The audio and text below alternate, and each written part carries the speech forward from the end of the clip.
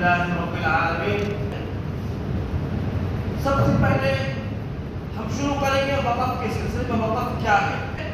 وقف کے معنی یہ ہے کہ کسی شخص نے اس نیت سے کہ بعد مرنے کا یہ میرا صدقہ جاریہ ہو، مسجد کے لیے، قبرستان کے لیے، مزارات کے لیے، اسکول کے لیے، لائبریری کے لیے جگہ وقف کر دیا، اب اس کا مالک صرف اور صرف اللہ ہوگا۔ نہ تو وقف کرنے والے کے بیٹے اور خاندان کی یہ طاقت ہے کہ اس چیز کو ترمیم کر سکے، نہ متولی کی یہ پاور ہے، چونکہ یہ ہوئی وقف مانے اللہ اپنی پراپرٹی کو، اپنے ایسٹس کو، اپنے زمین کو اللہ کو دے دینا محض اس نیت سے۔ جیسے کسی شخص نے یہ مسجد بنائی، زمین دیا، مسجد بنی، اب اس میں صرف اور صرف عبادت ہوگا۔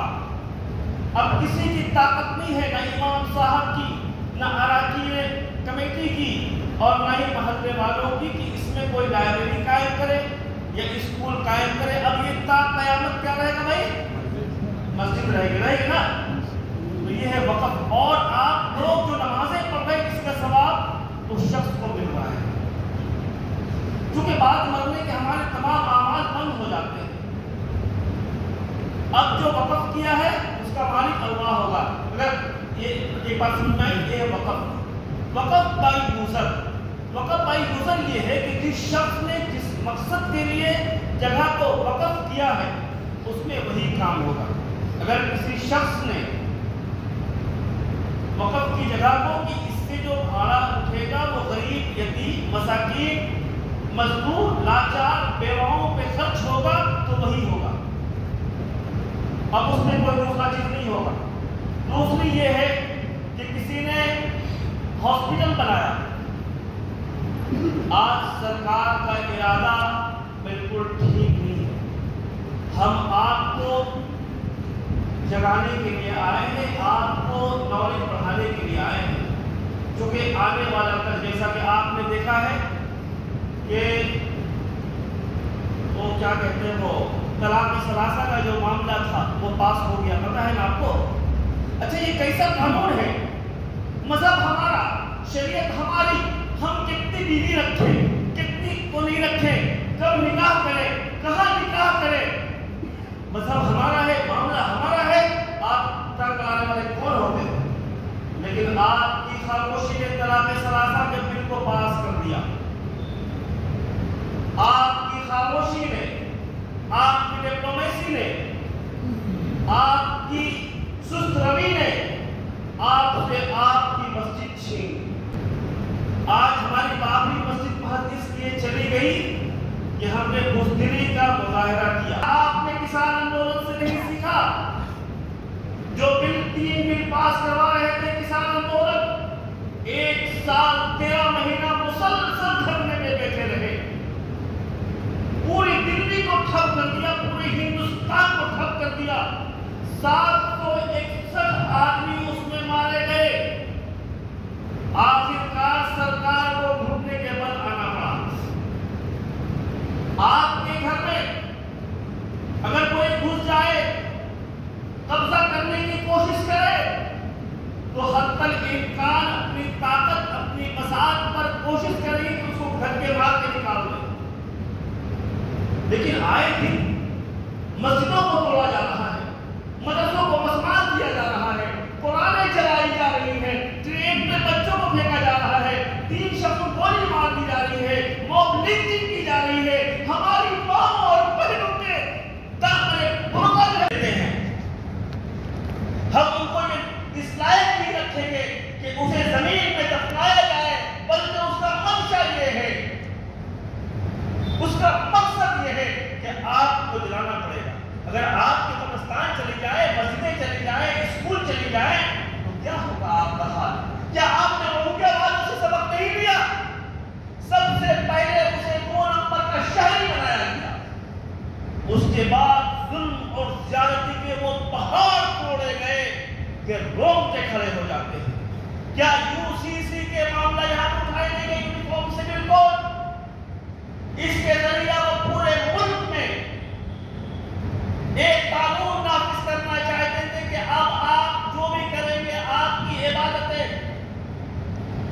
آپ کا معاملہ وہ ہندو رسم و رواج کے مطابق ہوگا؟ کیا آپ یہ گوارا کریں گے؟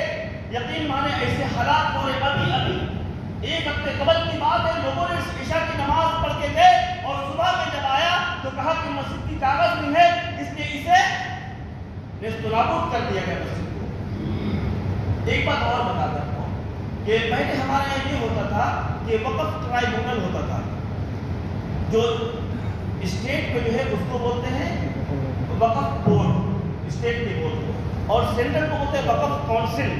اس کے اوپر جو ہے ایک ہے وقف ٹرائبیونل۔ اس کا مطلب یہ ہے وقف کا جو بھی معاملات ہوتا تھا وہ وقف ٹرائبیونل میں جا کر معاملے حل ہوتے تھے۔ لیکن اب دوسری بات یہ ہے وقف بورڈ یا وقف کونسل میں جتنے بھی لوگ ہوا کرتے تھے وہ مسلمان ہوا کرتے تھے، ایک بھی غیر مسلم نہیں ہوا کرتے تھے۔ لیکن یہ جو قانون لا رہے ہیں اس میں وقف بورڈ، اس کا ایک نام بہت بڑا رکھ دیا، ہم لوگ وقف بورڈ جانتے ہیں، لیکن ابھی جو انہوں نے نام رکھا ہے یونیفائڈ وقف management empowerment efficiency and development. وہ کہتے ہیں کہ ہم امپاورمنٹ کرنا چاہتے ہیں، ہم ڈیولپمنٹ کرنا چاہتے ہیں، ہم وقف میں اصلاح کرنا چاہتے ہیں۔ تو میں یہ گزارش کروں گا کہ وقف کی جو پراپرٹی ہے وہ بند خرچ جو ہے سرکار کے دفاتر، سرکار کے محکمے ہے، وہ ہمیں واپس کرو۔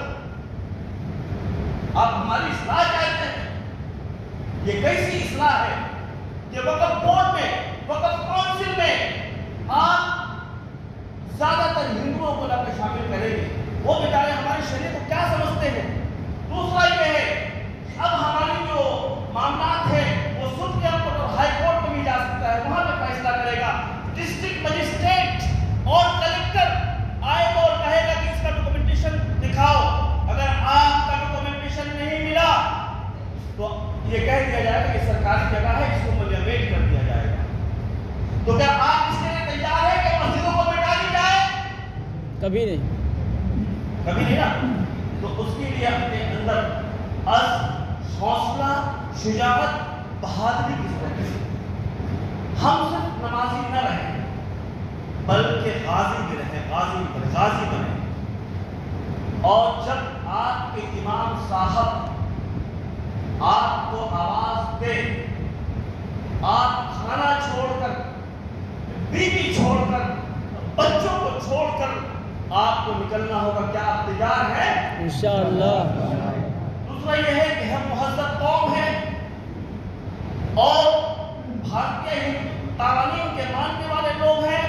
ابھی آپ نے دیکھا ہوگا امتیاز جلیل نے اورنگ آباد سے لے کر مہاراشٹر کا جو ہے ایک بہت بڑا ریلی کیا، اور اپنے غیر کہنے پہ مجبور ہو گئے کہ ایسی ریلیز ہونا چاہیے، چونکہ آرٹیکل 26، 25، 14، 15 ہمیں احتجاج کی اجازت دیتا ہے۔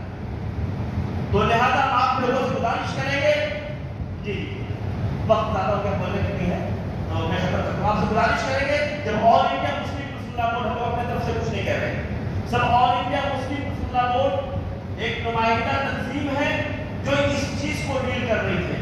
جب اس کے طرف سے آپ کے پاس آواز آئے لبیک لبیک لبیک کہتے ہوئے آپ شامل ہوئے انشاءاللہ۔